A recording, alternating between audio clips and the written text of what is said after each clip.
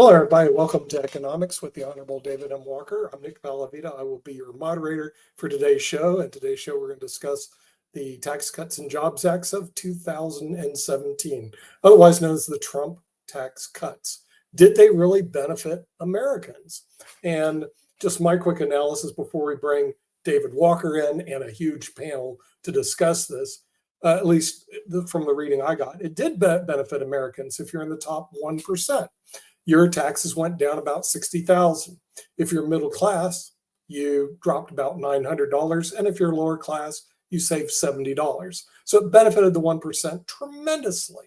And what did it do for the deficit? It increased the deficit $4 trillion. So what we did is we borrowed huge amounts of money to take care of the top 1%. They really need the tax benefits. But that's just my quick analysis. We have a whole panel plus the Honorable David Walker. And the reason I'm saying it now is I don't get a word in edgewise between now and the end of the program. So we'll bring in the Honorable David M. Walker, the former Comptroller General of the United States. It looks to me that this Tax Cut Act was a complete waste of $4 trillion, helping the 1% so Elon Musk and his friends could get richer. So David, I don't know what your thoughts are, but at least from my reading, this is a big scam on the American public, and people are buying it. My first thoughts are roll tide. The second thing is that, look, I think it's important that when we talk about these things, we put things in context. I assume the $4 trillion that you're talking about is over a 10-year period, because there's no way it could be a one-year number. And the tax cuts don't last 10 years, for one thing. They're set to expire at the end of 2025. My best bet is some of them will be extended, but not all of them will be extended based upon where things stand right now. I will say several things at the outset, and I'm looking forward to our panelists. First, not all tax cuts stimulate the economy, and very, very few tax cuts pay for themselves. These clearly did not.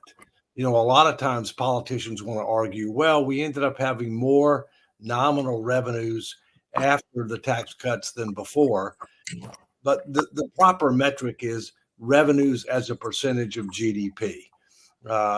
Because by definition, when you have inflation, you're going to get more revenues. In addition to that, you have bracket creep. People get into higher tax brackets merely, over time because of increase in wages. I think that you also have to break it down between corporate taxation and individual taxation. On the corporate side, clearly a lot of the reforms made us more competitive on an international basis. My personal view is the tax rate went down lower than it needed to. When I did the 2012 National Fiscal Responsibility Bus Tour, there was overwhelming support to bring the corporate tax rate down to 25%, which would make us very competitive.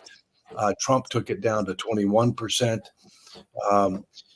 With regard to the individual side, yes, the wealthy benefited more because they're the ones that pay a vast majority of the taxes. You really have to look at percentages. You really can't look at gross dollars. And what a lot of people forget is that millions of people were taken off the tax rolls because of the significant increase in the standard deduction. It went up dramatically as part of that act, and there were certain things that were in it that helped people who had children, such as the refundable child care tax credit, which I think will be extended and potentially even increased, depending upon what happens in the election. We have to keep in mind that over 40% of individuals who file tax returns pay zero income tax. And in addition to that, about 20% of people who end up filing individual income tax returns not only pay zero income tax, they get money back because of refundable tax credits, the earned income tax credit, the child care tax credit. So the bottom line is we need comprehensive tax reform that makes it simpler, fairer, more competitive, and generates more revenues as a percentage of GDP. And we have to look at it differently with regard to corporate versus individual, because on the corporate situation, we have to stay competitive globally. The other thing that a lot of people mix up is, most small businesses are not C corporations. Most of them are either partnerships or S corporations, and they get taxed at individual tax rates. They don't get taxed at corporate tax rates.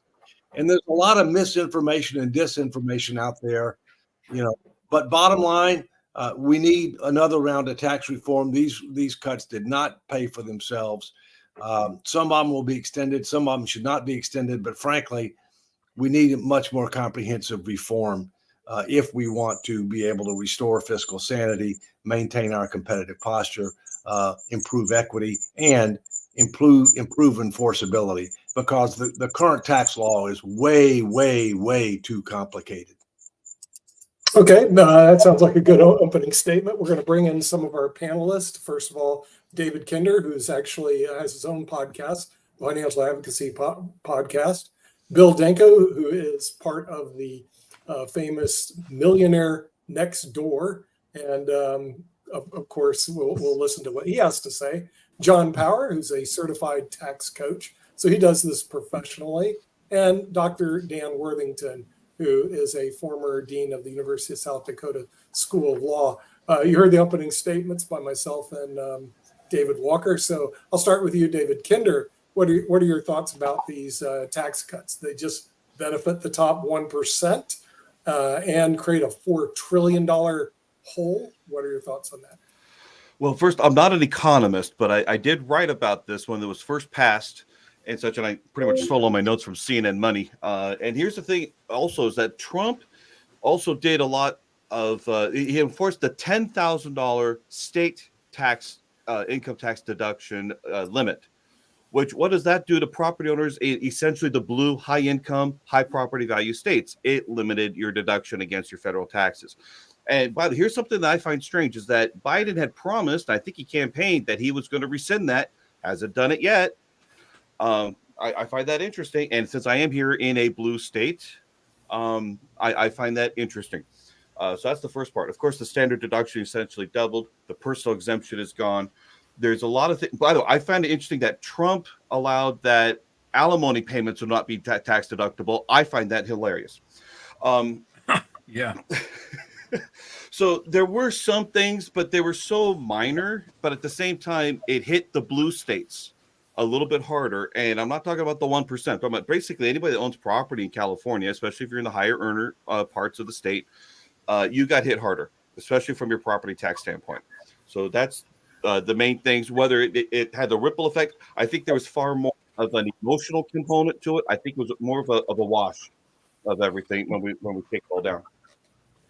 Okay, we're going to bring in David Walker, who, we're going to bring in Bill Denko. Sorry about that, Bill, who's author of The Millionaire Next Door and Richer Than a Millionaire. I'm wondering if this has helped out the millionaire class in terms of these Trump tax cuts. What are your thoughts? Well, yeah, Nick, you started with a very provocative position, and I like what David Walker had to say. You got to look at it as a percent.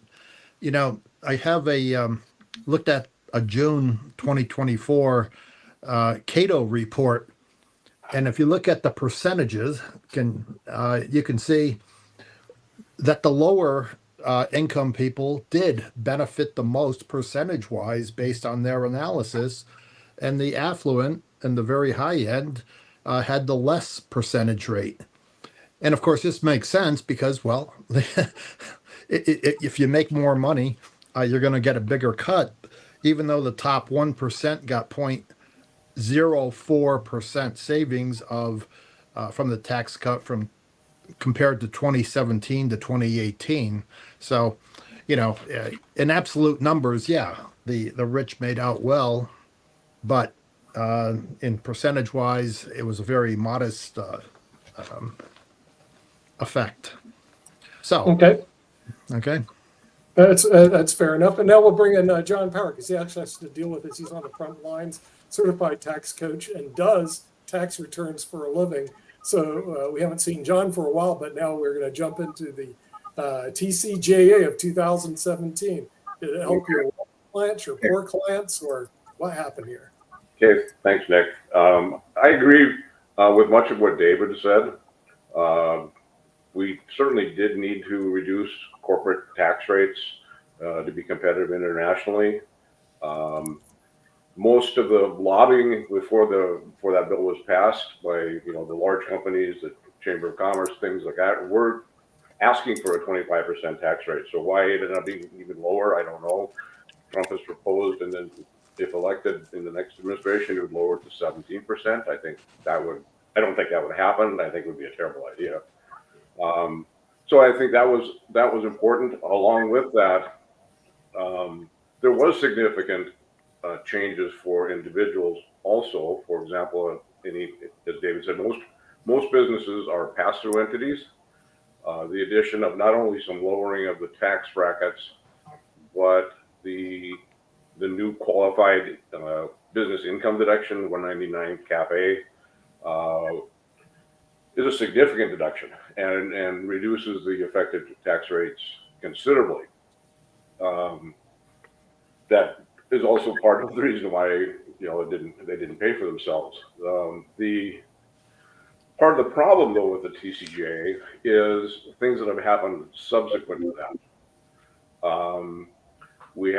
There was a significant reduction on the business interest deduction. So a company that has heavily can very possibly lose all of their deduction for interest expense. I had a client that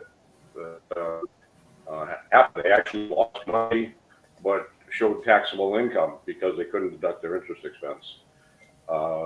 That phased in later on in that 10-year TCJA period. Another item that's been very detrimental is a change in the R&D credits that everybody they put in there as part of the pay for.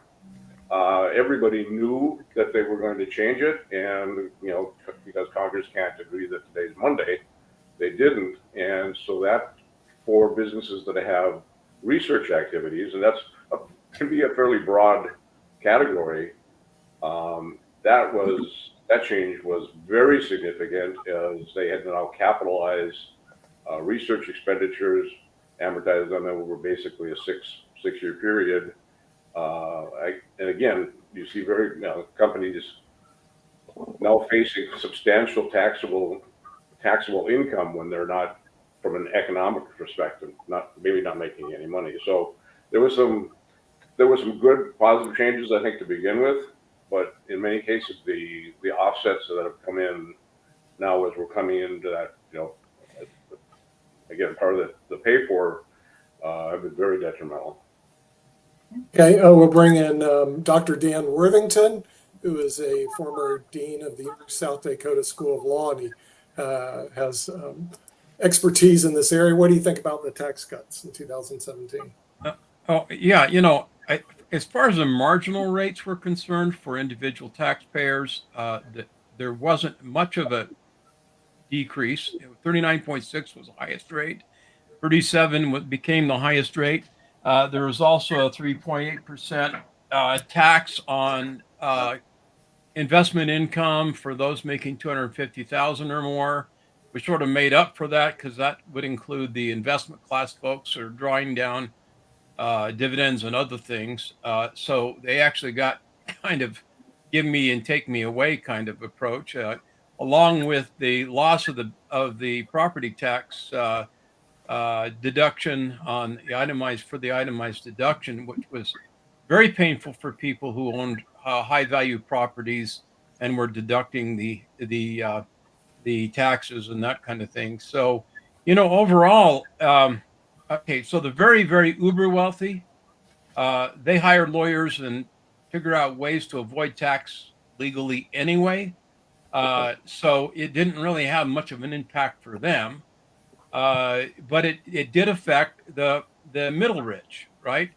Because the folks that, you know, maybe have an accountant or someone else working for them, they strategize and do these other things and are expecting the tax code to be a particular way. And like John said, they get hurt because they lose their their business interest deduction, other kinds of things that affect them in a large way. So overall, now with respect to the corporate tax, As everyone knows, corporations are taxed at two levels, both at the corporate level and in the individual level on distributions. And so the net result of both of those was the 35% tax, because 20% corporate tax and 15% tax on dividends. And so it was sort of hypocritical to begin with that the tax was so high, and made us non-competitive. The lowest tax rate, I think, corporately is what, 15% in Ireland. But the United States became far more competitive when the interest rate was lowered, and the combination of that and deregulation created created more of an environment pro business and pro productivity, which increased the size of the pie. So you know, so this idea of difference between equity and equality, and the question of who gets what and when, and how the pie is divided, we're all better off with a bigger pie. And as David said, if we're going to go to a formula that pegs federal spending to the gross national product, it's better to have increased production. In light of that, we've got a lot more demand on housing in the United States as a result of the illegal border crossings. A lot more demand on essentials, which puts price pressure for everyone else. So, the taxpayers, American people, regular folks, are paying for all that because they pay. Inflation is an indirect tax on the American people. Inflation has been horrible. It's been in some cases devastating to some families who can barely afford to make it. I'm talking about American citizens who are here legally and should be protected by our government, which are not being protected by our government. Overall, the Trump tax cuts, I'm sort of neutral on them. Really, I don't think it had impact everyone's claiming for the rich that wouldn't have got it otherwise. And I think those who try to make that argument are being naive about how the tax system and business really works. Okay, we'll listen to Kim Calhoun, the president of the Pod TV network. What are your thoughts about the Trump's tax cuts? Well, I've been doing a lot of research in this area because I hear a lot of people complaining that things are either better or worse for them. So this is just part of my presentation that I'm putting together from other people's research and listening to, hours and hours of conferences that are about this from other university researchers. But in this collected data, it just blew me away because everything that it was supposed to do, it didn't do. It actually cut more jobs than it created. It failed to produce the promised investment or wage increases for the vast majority of the United States workers. You can go to the BLS.gov, which is the Bureau of Labor Stats, and it will show you that in 2016, we had the least amount in history of job cuts, and that was just prior to this act. And then by 2020, January 2020, we had the worst tax cuts in history. And that was prior to COVID, so you cannot blame the job cuts on COVID. Now, in research of all of this, it caused a huge tax revenue deficit on our country. And to recover that, they started increasing the taxes on anyone that were generating less than $72,000 per year. And this made me very curious because when I was visiting the grocery store just recently, I heard a lot of people complaining that their taxes went up. And these are people who make, $40,000 or less a year. And they were shocked because they got surprised with a new increase in tax. And then I was talking with some of my friends recently in the middle class income brackets, and they were complaining about the same problem, that they just had this strange increase in tax this year that they weren't anticipating, the owing taxes. And the research indicated to me that this increase came from having to increase taxes on the people who are making less than $72,000 per year in order to recover that tax deficit. Now, something else that people don't talk about, yeah, they gave 40% tax cut to the corporations, but they also gave a 40% tax cut to the individual incomes that were generating more than $400,000 per year. So what happened, where it should have created more and better paying jobs for the middle class, the tax cut actually increased the salaries for the executives of the corporations and created more job cuts. So the TCJA, which was supposed to generate more and better paying jobs, actually cut the jobs for the middle class. So the people who are complaining today need to be really looking at the real problem. And David has been saying we need a tax reform for a long time, but I think that this is the tax reform we need. Now, this tax act will expire in 2025. I believe it'll expire if Trump is not president. But I think if he becomes president, it will become a partisan law again, which is what it was back then. Then I listened to a lot of conferences on this. This was a partisan law, and it caused more problems for the hard workers. I even watched a really interesting interview of someone very wealthy who even said that. He said that this benefited him 100%, and it was harder on the workers, and it did not benefit small businesses at all. And that's where we need to focus to improve our economy. And traveling around the world, one of the things I saw in improving the economy was when the government focused on the local businesses and helped them prosper more than the big corporations. This was also supposed to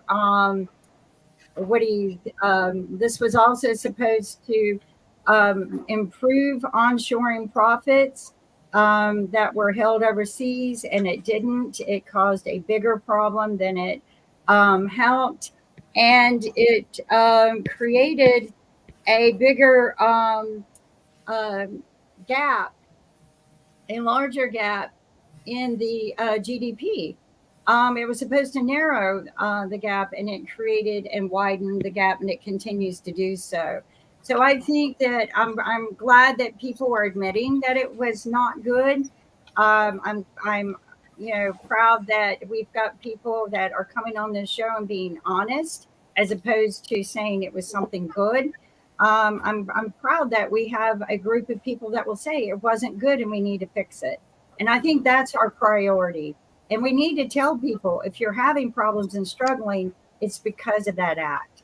And if you're doing good, it's actually because of that act. So we're gonna bring in Rick Rosner, who's a member of the Mega Society. For those people who don't know what that is, that's if you're in the top one out of 1 million people in IQ test in the United States of America.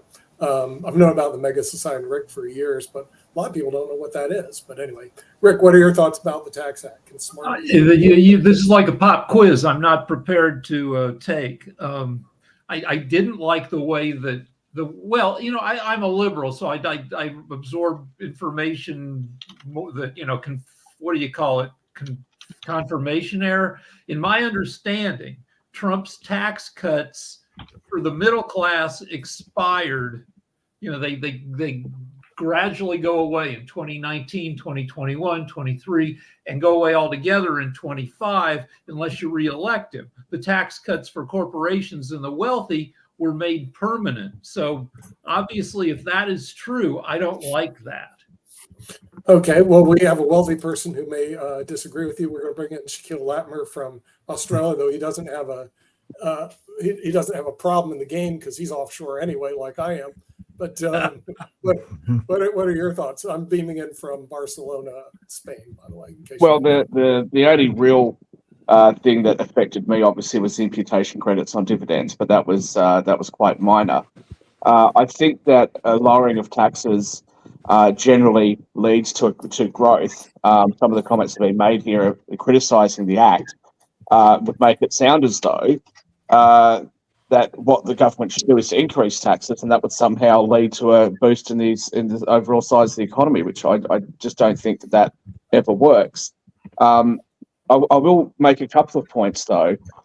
Even from a domestic level and from the perspective of the United States trying to make itself attractive in a globalized world. Donald Trump at the moment is talking about protective tariffs and a reduction in the tax rate for companies that are manufacturing inside the United States. Now that will have a short-term boost to the US economy, I would suggest. But there's a lot of other things that you have to factor into that.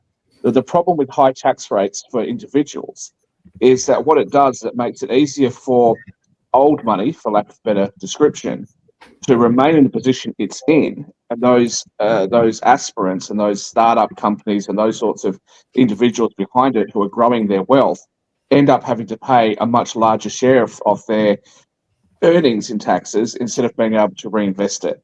And so those people will look at countries, as Dan said, like Ireland with a 12.5% tax rate. And certainly if you're an international person, you're going to look at places where you don't have a lot of regulatory and taxation hurdles to overcome. So I would suggest the United States continues to look at how to make itself attractive, not just within the United States, but also for the international community, because you'd really want to be attracting people. You're the biggest economy in the world. You arguably have more opportunities than most other places, and you want to be attracting those people that have good business ideas, that have capital behind them. And a reduction in the tax doesn't simplify the tax code. Your tax code still is enormously large. You're one of the only countries in the world that has a tax system which is as progressive as it is. It's inefficient. It doesn't do a very good job. It doesn't raise very much as a percentage of the GDP versus countries with lower headline rates. So I think if you take the politics out of it and actually just focus on what's going to be better for boosting the economy, creating a better environment that's more conducive to attracting entrepreneurs and to encouraging startup companies to exist, I think that would dramatically help the United States, and in turn would help other countries that are natural allies of yours, such as Australia, such as the UK, both of which I'm a citizen of, Canada, obviously, and others. At the moment, a lot of people like myself would consider starting a business in Canada and relying on the free trade agreement between you guys, rather than starting the business in the United States, in order to not have to go through all the regulations and tax hurdles that I've got as a non-citizen in your country. I agree. Best opening statement. Before we go on, we have Peter Bennett, from host of the Wall Street Hackers, opening statement on the tax cuts and Jobs Act of 2017. Sure. Just wealthy. What's your thoughts?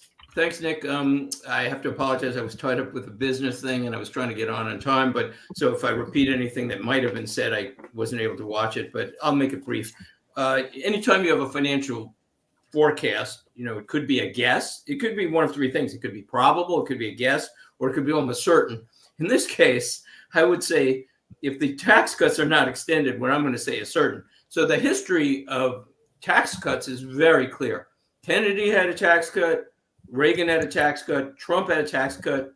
It not only boosted economic activity tremendously, it also increased revenues for the government. It was actually better for the tax collections.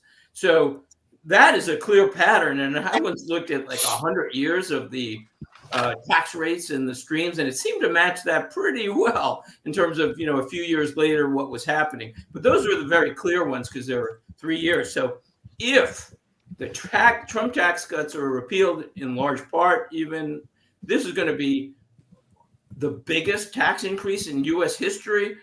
I'm pretty certain we're talking about a deep recession, definitely recession, likely very deep recession, possible almost depression or depression. I know that sounds scary or over predicting, but you can't suck that much money out of the economy and think it's going to keep proceeding. So that's my statement. Oh, very good. Okay, rebuttal arguments. Rick Rosner, please. Oh, wait. So neither party ahead, is concerned with the national debt. Though, as David will tell you, the last president who was Clinton 30 years ago. So what we have to look at is how do you mitigate the effects of not bringing in as much revenue as you're spending. And one way to mitigate it is to own the world. which is by increasing trade with the world and making the U.S. a great place to do business, which is everything Shaq was talking about.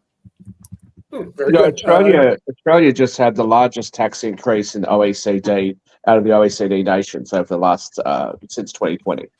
We've also seen an incredible cost of living increase, which I believe is higher than that of the United States.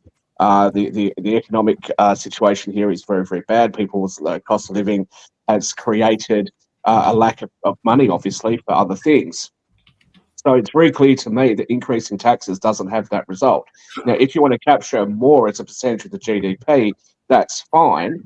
But really, as most economists will say, you have to broaden the tax base and you have to flatten out the tax rates. You can't just progressively increase it and just keep hitting the rich, because it just doesn't work.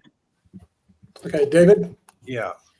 Well, first, I like to focus on the future rather than the past. Let me just give a few summary comments. The act that we're talking about, the so-called Trump Tax Act, had positives and negatives. There's no way that it should be extended in whole. There are portions of it that undoubtedly will be extended.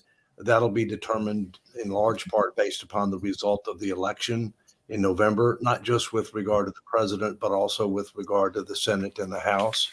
I think it's important that we differentiate between corporate taxation and individual taxation. We must maintain competitiveness with regard to corporate taxation, because large global companies do not have duties of loyalty to countries. They have duties of loyalty to their shareholders. They can and will move and engage in a number of creative transactions in order to minimize their taxes to increase return to shareholders. That's just a fact. My personal view is we took rates down lower than we needed to in order to be competitive. We don't need to take them down further, if you will. Secondly, with regard to individual taxation, we need to understand that a vast majority of individuals in the United States pay more in payroll taxes than they do in income taxes. Payroll taxes are based upon the first dollar of wages and self-employment income. And as I said before, over 40% of individuals who file tax returns pay zero income tax. And about 20% of individuals who file individual income tax returns not only pay zero, they get money back through refundable tax credits. When I ended up doing the 10 million a minute tour in 2012 and engaging the American people on what type of reforms should we have in the tax system, here's some of the things that they said. They said that we need more people paying something on income taxes, and we need the wealthy to pay more on income taxes. They also said that the way to do it was through comprehensive tax reform that eliminated a lot of deductions, exemptions, credits, and exclusions. We spend $1.8 trillion a year, or forego revenues of $1.8 trillion a year, because of deductions, exemptions, and credits. And the better way to do it is to get rid of a lot of those and keep the tax rate as low as possible. For example, they supported the top tax rate of 28%, getting rid of a lot of deductions, exemptions, credits, and exclusions. I can come back and tell you some of the ones they felt we ought to keep. Okay. There are a few that they felt we ought to keep for a variety of reasons. But in addition to that, if you can keep the top individual income tax rate down to 28%, you can tax investment income the same as wages, because after all, you don't have to pay payroll taxes on investment income, and therefore there is an advantage to investments rather than wages and self-employment income. We have to keep in mind that a vast majority of small business, which is over 50% of jobs in this country, are not taxed based on C Corp. They're taxed as pass-through entities, so they're taxed based on individual income tax rates. And we also have to keep in mind, if we want to put our finances in order, while spending is our biggest problem, and we need to reduce spending as a percentage of GDP, we also need more revenues as a percentage of GDP. We are spending well above average as a percentage of GDP, and it's projected to go up. and we are taxing below average post World War II as a percentage of GDP. It's expected to go up a little bit if the Trump tax cuts expire, but not nearly as much as spending is going up, and so therefore the gap is growing. Bottom line, we need to quit trying to tinker with an overly complex and frankly largely unenforceable tax code. And we need to get back and try to be able to make this thing simpler, fairer, more competitive, more enforceable. And that means get rid of a lot of tax preferences, keep rates as low as possible. That will be pro-growth. It'll also enable people to do a better job of determining what they owe, and the IRS a better job at being able to make sure people should pay what they should pay. Responses? I think that the TCJA actually should be called the Tax Cut Job Cuts law. I think David is right. We need to just seriously sit down and maybe reform the whole everything. I think that we can focus on reduced spending, but David, you'd always talked about reduce the bleed. And I think the bleed is the tax cuts that we've been doing. I think if we stop doing the tax cuts, that's not increasing taxes. That is different than increasing taxes. That's just saying we're not going to give you the tax cuts right now. Let's refill the pot of our revenue and then adjust the spending accordingly. I mean, when I'm at home, that's what I look at, right? When I look at my budgets, I do the same thing David says, stop the bleeding and then adjust accordingly. And I think we need to stop the bleed. And the biggest bleed is the tax cuts. They've even proved it. It did nothing to improve our revenue from foreign trade. In fact, it did worse. It went negative.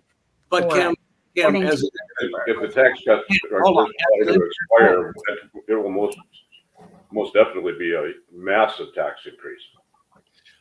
Kim, as an individual, the first thing you do is you cut spending. You can't automatically increase revenue. Now, I agree with you that we need more revenues as a percentage of GDP. And I agree that the Trump tax bill should not be extended in whole. There are pieces of it I think should.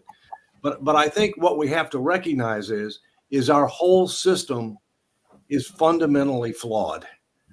And it's time that we go back and try to modernize it, simplify it. And we can do that in a way that is pro-growth and that will generate more revenues as a percentage of GDP and will enable, us to be able to better enforce the law, because right now it's almost impossible.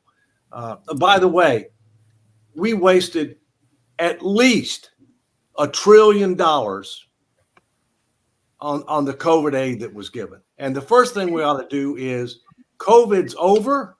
We're spending no more money on COVID. There's hundreds of billions of dollars that are still available for COVID subsidies. It's over. Dave, I just want to bring up something that you mentioned before. You mentioned about making sure that corporations have a competitive tax rate, because obviously corporations are not beholden to a particular country. They can operate out of anywhere and they have international shareholders. And I would have said, hey, you also have to look after the entrepreneurial owners of some of these companies, because they're not going to come if they're going to be taxed too highly. I think that 28% tax rate that you talked about is probably about right.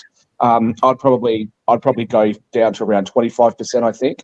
If you have a look at a place like Dubai, I'm not suggesting for a moment that the United States taxes itself the same way the Middle East does, but they were able to attract a lot of people because of there being a lack of paperwork, a lack of compliance things that they have to do. Now, the US has some natural advantages, and a 28% tax rate, I think, is reasonable. But I think they also, if the United States wants to attract people from all over the world to come over and start businesses, to take advantage of those investment visas, which are badly not meeting their quotas, you're not attracting as many people as you would like every year. I think you need to actually look at excluding some of the international money that's being earned, because a person, by virtue of becoming a green card holder in the United States, then has the added complexity of having to deal with all of their other earnings, which may not necessarily credit the taxes that they've paid elsewhere. So those sorts of questions are just totally unnecessary. My point about revenues, if you look at the history, and I have looked at the history, of the Kennedy, the Reagan, and the Trump tax cuts, the economies took off.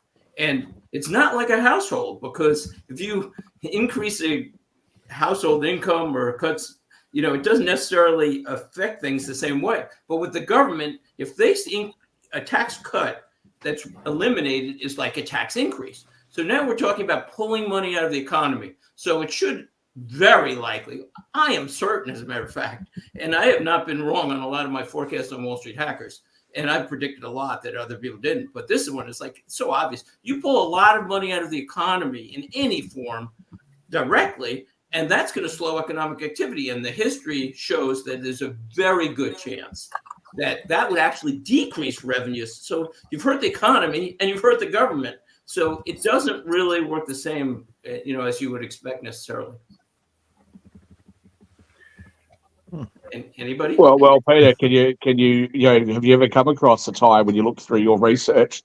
Was there ever a time that you saw, hey, this country increased its tax rates and they had a commensurate growth in their economy? It just doesn't happen. We don't see it anymore. Great question. You know what? I never looked at other countries. I only looked at the revenue streams from like 1908 or whatever it was that I found. But the clearest cases, I mean, first of all, there was almost no break in that pattern.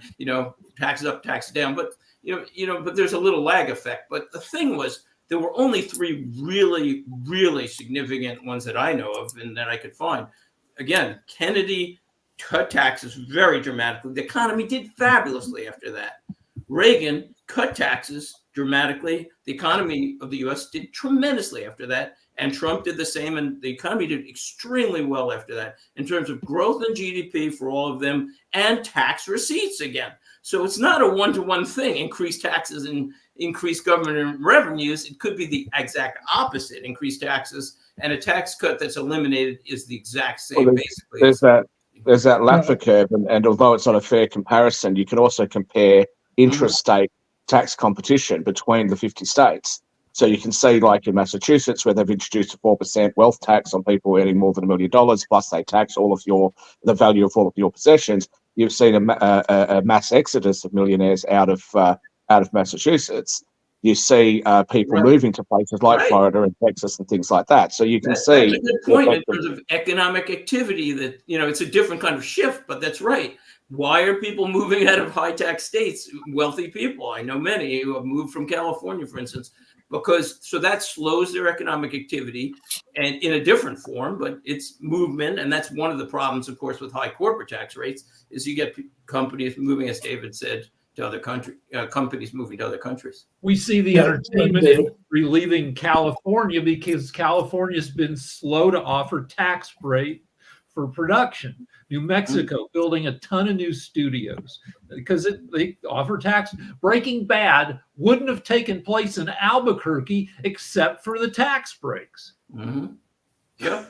And I know my brother moved out of California to Seattle and I know other people have clients who are like that. I have a client who lives in Connecticut who is thinking of moving back, but the wife wants to move back to California, and the husband's saying, no way, I'm not going to pay a 14% tax rate. So in practical terms, you don't pay that because I've lived in California. Well, they make $1 million a year. Okay, all right, maybe. But in practical terms, they're different. Yes, they do. They're the kind of client California might want. Well, the other problem you have with a lot of these blue states, and as you know, Peter, I moved from Connecticut back to Virginia because I can read financial statements. You have a triple whammy in a lot of these blue states. One, they already have high taxes and excessive regulatory burdens. Secondly, they have huge unfunded pension and retiree health obligations, which means that taxes are only going to go one way over time if they don't reform that. And then thirdly, under the act that we're talking about here, they tend to have much higher property taxes. There's a cap on how much you can deduct, not just with regard to property taxes. There's a cap as to how much you can deduct with regard to state and local taxes, period. So that means property taxes, income taxes, etc. I lived for a period of time in Bridgeport, Connecticut, in the nice part of Bridgeport, Connecticut, and there is one. It's called Black Rock. It was beautiful. And I paid over $30,000 a year in property taxes for a home that was worth about $1 million, over 30,000 more. Okay, and that doesn't end up counting state income taxes, okay, and sales taxes and everything else that you end up paying. So the blue states in many cases have a triple whammy, and this move within the United States between blue states and some of the red states is only going to accelerate over time based on the current path. But what I would be afraid of for the US, though, is that you're going to start to see people wanting to move internationally because, Right. hey, if the grass is greener somewhere else, go. Like Nick. I don't think anybody would move internationally. But I've done that. Oh, I've done that from Australia. I've sat here in Australia and said I'm not giving you half of everything I earn. Sorry. New Zealand actually has a better tax system for me, even though it actually raises more as a percentage of the GDP. But obviously, I've gone to Europe because I'm British and I've got other options. Sorry, I didn't mean to cut you off, David. No, that's okay. Kinder. You didn't. David, By the way, 9 million Americans, 9 million live offshore today. So I'm one of the 9 million. It's not like there's only a couple. Well, look at migration. Look at the United Kingdom at the moment, right? So they've had 9,500 millionaires and billionaires, that sort of stuff, leave because of the ending of the non-domicile tax rate. Now, China has had 15,000. These guys have had 9,500. They've obviously got a much smaller population in the United Kingdom as what they do in China. That's absolutely atrocious. That's one of the largest rates in the world. It actually beats Russia for the amount of people that have left. It doesn't make sense. People don't want to have punitive confiscatory tax rates. They just don't. And yes, you can use techniques to reduce your taxes, but you can just up and leave if it's easy to do so. And if you've got a business where you can operate it from elsewhere, most people, I think, today, especially younger people, are going to look at those places where they're going to be treated better, where there's less complicated regulations, and they've got more freedom. They can sit by the beach with their laptop and their tablet and run their business. So, for those who don't know about Spain, they have what they call a digital nomad visa with a top rate of 24%. So they cap you at 24, but you have to apply and get the visa. Then your rates are capped. I know everybody here likes to pay more than 24%, but some people don't. Let me add a little bit because we talked about residential real estate and such. Now, here's the thing: the cap on home mortgage interest rate deductions is now limited to $750,000 of home acquisition costs. It used to be $1 million. So Trump actually lowered that. Now let's combine that with state economics, because Newsom, in his infinite wisdom, decided to end single-family zoning. Now, what does that do? That increases the pricing of existing homes, which is going to make it harder to at least have the majority of your interest be able to be deducted from your taxes. What does that do? Individual homeowners are not going to want to buy necessarily if they're driven by the tax code, but it makes it a great place for companies like BlackRock to continue buying these single-family homes, turn them into Airbnbs, and make their money that way because they can deduct it as a business expense as opposed to doing it on an individual level. One last thing I wanted to add is that charitable deductions, Americans are giving people. And I don't think that charitable deductions has taken a reduction, but most of the time they can't deduct it if they're deducting up to their standard deduction. So those things probably might have a small ripple effect, but I think the American people are more giving than that. They're going to continue giving to their very, very charitable causes. But at the same time, they're going to see then their tax return, as my parents saw, they couldn't take any additional tax benefit because it went right up to their standard deduction. You guys, the comment you just made about BlackRock also applies to foreign investors investing in property in the United States. I sat down with a friend of mine who owns around $10 million worth of properties in California, and I was going through everything, and it would actually turn out that if I had exactly the same properties as he had, I would actually end up with more money than he did because of the fact that obviously I'm not having to pay your taxes and all the deductions I get in the tax jurisdiction I'm located in. So you're actually, the United States, by having an inefficient tax code, leaves itself in a position where Americans are worse off and foreign investors who are not contributing anything are better off. Now that's great for me, but I love your country, so I think you should get your act together. Yeah, can I jump in for a second, Nick? The three primary tax preferences that individuals supported to retain in a dramatically reformed tax system that lowers the top tax rate to 28% were as follows. Number one, deduction for a primary residence for amount of the loan up to the maximum conforming loan, which varies by region of country. No deduction for interest on any other home. So just primary home up to the maximum conforming loan, which varies by region of the country. Secondly, reduction for retirement savings, because people should not be relying solely on Social Security, for their retirement income. And thirdly, charitable contributions. Over time, government's going to do less. Therefore, charitable organizations will need to do more, and individuals will need to do more for themselves. So those were the three big examples of things that people felt we needed to keep. And there were three on the corporate side too, which I won't go into right now because other people have their hands up. Go ahead. All right, people like to complain about California taxes, but we have Proposition 13, which is a crazy property tax law that is freaking great. It was designed to make it possible it's 48 years old or so, that law, designed to make it possible for old people to not be driven out of their homes by property taxes. So it limits the amount that your property taxes can go up. So if you can buy a home in California and stay in it for a decade or two, your property taxes go to just ridiculously small. David says he was paying 3% per annum in property taxes. We've owned our home for more than 20 years. We pay 1/3 of 1% in property taxes. Ooh. Some in California actually did good. I did not know that, Rick. Because they wanted to drive up the price of property in California. Right. Shaquille's right. That's why California has all these onerous. That's why California has all these onerous regulations in relation to property, because they don't want to release the regulations like they have in Texas, because it means that property prices go up and everybody else is priced out of the market. And then you can use your property to borrow money to go to invest it elsewhere. It's a tax-free situation, right? Here's what you do. You wait for the next big earthquake and you buy one or more houses that have been red tagged, that have had the crap beaten out of them, and you slowly rehab them. That's what, when we had the big earthquake in 2004, back when there were still big porno companies, that's what they did. They bought hundreds of houses with their dirty money. You couldn't live in the houses, but you could shoot dirty movies in those houses, and they slowly rehabbed them and tossed them back out on the market.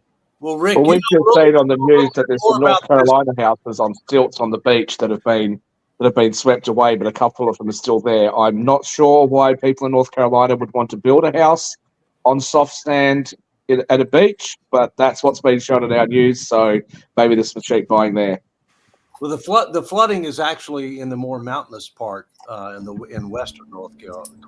I'll send you a link to the Sky News Australia news footage of this particular thing. There's these two houses, they're on stilts on the beach, and I'm like, there's like three houses that. Oh no, you're right. No, you're right. There are three houses that have fallen in the beach there in Cape Hatteras, or four and something like that. But to your point, Dave, I know just so you know what news we get over here. There is some serious flooding in where our farmers market is, because my dad's lady friend sent me a picture, because she doesn't live that far from there, but it was looks like a mini lake or a mini river because of the flooding, and that's in central North Carolina, because that's in the research. And western North Carolina is in bad shape too. It is, and we're in good shape. Yeah, we're suffering here ever since Nick left for Spain, but we have to go now. So everyone be safe. The weather's great in Barcelona, and we're out of time, so we don't thank the Honorable David M. Walker, former Comptroller General of the United States, and our elite panelists to discuss the Tax Cuts and Jobs Act of 2017, and we'll see you next week on another show. Take care. Bye.